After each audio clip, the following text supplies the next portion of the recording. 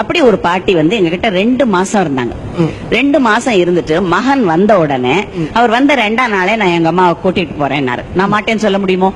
முடியாது. கண்டிப்பா திருப்பி அனுப்பிச்சேன். திருப்பி அனுப்பின போது அந்த அம்மா வாசல்ல உட்கார்ந்துகிட்டு என்ன நீ அனுப்பாதேன்னு அழறாங்க. அப்ப நான் சொன்னேன், இல்லம்மா நீங்க போயிட்டு வாங்க, நீங்க எப்ப வரணும்னு சொல்றீங்களோ உங்க மகனை சொல்லுங்க, அவர் கொண்டு விடுவாரு. நான் மாட்டேன்னு சொல்லக்கூடாது, நான் அனுப்ப மாட்டேன்னு சொல்லக்கூடாதுமா, அது நல்லா இருக்காது, உங்க மகனோட தானே நீங்க இருக்கணும் அப்படின்னு சொல்லி கொண்டு விட சொல்லிட்டோம். சரின்னு கூட்டிட்டு போயிட்டாரு. ஒரு 4 மாசம் ஆயிடுச்சு. 4 மாசம் ஆன பிறகு இப்ப ஒரு வாரம் முன்னாடி அம்மா அந்த மாதிரி எங்க அம்மாவை தூக்கி நிமித்தி எல்லாம் பண்ண முடியல, ரொம்ப பெட்ரிடன் ஆயிட்டாங்க, சோ உங்க வீட்டுல உங்க ஹோம்ல கொண்டு விடுறோம், பாத்துக்கிறீங்களா அப்படின்னு. நாங்க அந்த மாதிரியும் அட்மிட் பண்றோம். பாட்டி வரும்பொழுதே கால்லாம் நல்லா வீங்கிட்டு இருக்கு. ஷீ இஸ் சிங்கிங் ஸ்டேஜ், கடைசி ஸ்டேஜ்ல இருக்காங்க அவங்க. நான் கேட்டேன், ஏன் சார் கால்லாம் வீங்கிட்டு இருக்குன்றீங்க, டாக்டர் கூட்டு காட்டு. ஒரு MBBS டாக்டர் கூட்டு காட்டினேங்க, அவங்க ஒன்னும் சரியா சொல்ல, நல்லா இருப்பாங்க, நல்லா தான் இருக்காங்கன்ட்டாங்க அப்படின்ட்டாங்க.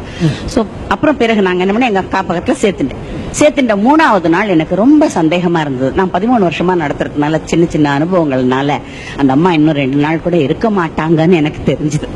சோ நான் என்ன பண்ணேன், எங்க டாக்டர், எங்க இல்லத்தினுடைய டாக்டரை நான் கூட்டு காட்டின போது 24 hours தான் சொல்லிட்டாங்க. வீட்டுக்கு போக மாட்டேன்ட்டாங்க அந்த அம்மா. வீட்டுக்கு என்ன அனுப்பாதேன்றாங்க என்கிட்ட. சத்தியம் சார், நான் வீட்டுக்கு போக மாட்டேன், என்ன வீட்டுக்கு அனுப்பாதே, நீ அனுப்பாதே, நான் போக மாட்டேன்றாங்க.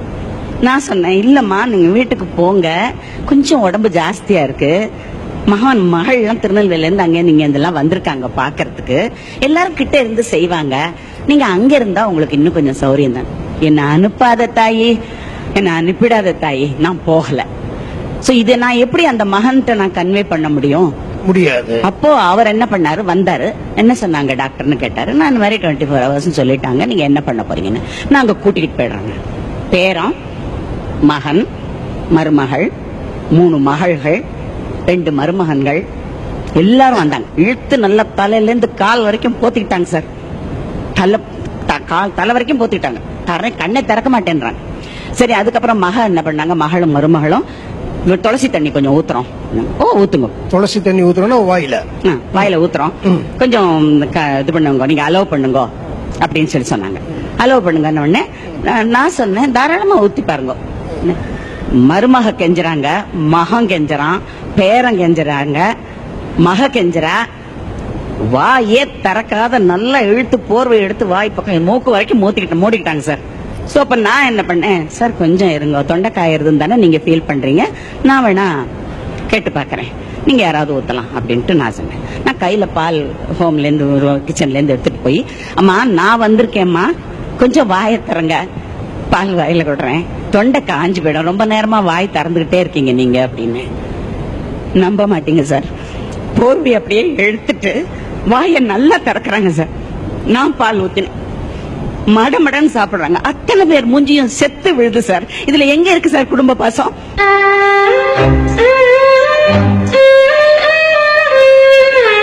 என்னுடைய காப்பகத்தில் இருக்கிற அத்தனை முதியோர்களுமே கடைசி நேரம்னு டாக்டர் சொல்லிட்டாங்கன்னா பக்கத்துல இருந்து அரை மணிக்கு ஒரு தடவை நான் அவங்க வாயில பால் ஊத்திட்டு, அவங்க உயிர் போகும்போது என் கை பிடிச்சுன்னு தான் சார் போகும். என் கையை பிடிச்சுக்கிட்டு தான் அவங்க உயிர் போகும். சத்தியம். இதுக்கு சாட்சி வேணும்னாலும் நான் எத்தனை பேர் வேணாலும் கூட்டு சொல்லுவேன். அதுதான் உண்மை. பிறகு என்ன பண்ணாங்க, வந்தாங்க. நான் என்ன சொன்னேன், ராத்திரி பூரா பால் குத்தியாச்சு, காலையில இங்க வரணும், நான் கடைசி இன்டர்வியூக்கு வந்தாகணும். நான் எங்க ஐயாட்ட சொன்னேன், இல்ல நான் போகலப்பா, பரவாயில்ல அப்படின்னு. இல்ல நீ போயிட்டு வா, ஒருவேளை நீ இதுல செலக்ட் ஆனேனா, உன்னுடைய இந்த அனுபவங்களை சொன்னேனா, ஒரு சில பேராவது திருந்தினா அது சமுதாயத்துக்கு நல்லதா இருக்கும் இல்லையா?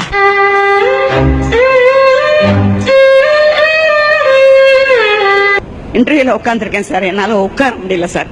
இன்டர்வியூக்கு என்னோட வந்த பையன், அம்மா என்னமோ மாறி இருக்கீங்க. நான் இல்லப்பா, எனக்கு ரொம்ப மனசு கஷ்டமா இருக்கு, ஐ ஃபீல் கில்ட்டி, என்னுடைய டியூட்டில இருந்து நான் தவறிட்டேனோ, இங்க வந்து அனாவசியமா உட்கார்ந்து இருக்கேனோ, என்ன மீறி அந்த உயிர் போயிடுத்து, நான் என் கையில தானே இத்தனை நாளா நான் எல்லாரையும் அனுப்பிச்சேன் அப்படின்னு சொல்லி ஃபீல் பண்ணேன்.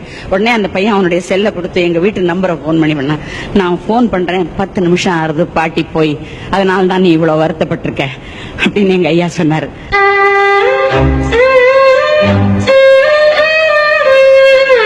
எங்க நெருங்கின குடும்பத்துல நடந்த ஒரு சம்பவத்தை சொல்றேன். தந்தை இறுதி படுக்கையில படுத்துக்கிட்டு இருக்கார்.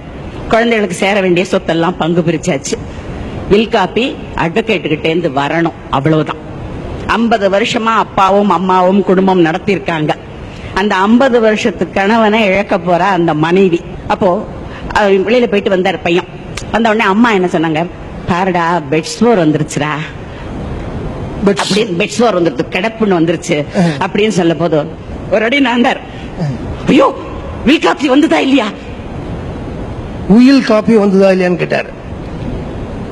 உனக்கு எழுதி வச்சாச்சு, உன் பங்கு வந்துருச்சு, எல்லாம் ஆயிடுச்சு சார். உனக்கு அந்த காப்பி வந்தா என்ன வராட்டான சொத்து ஒண்ணுதானே.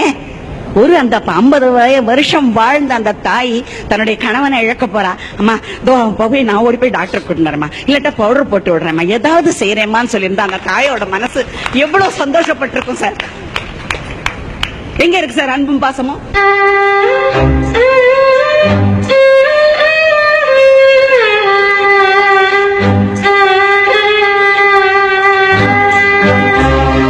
ஒன்னும் பேச முடியல.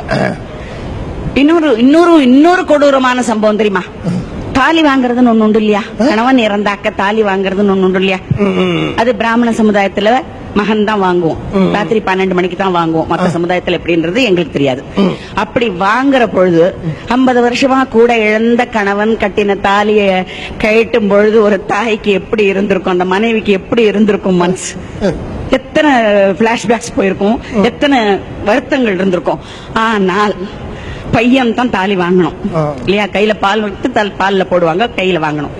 கையில வாங்கிட்டு அந்த பையன் சொல்றான், சார் காலையில எழுந்து நீ பாட்டுக்கு விடு விடுன்னு வழக்கம் போல வந்துடாத, என் பொண்டாட்டி உன்னை பார்த்து பயப்பட போறா.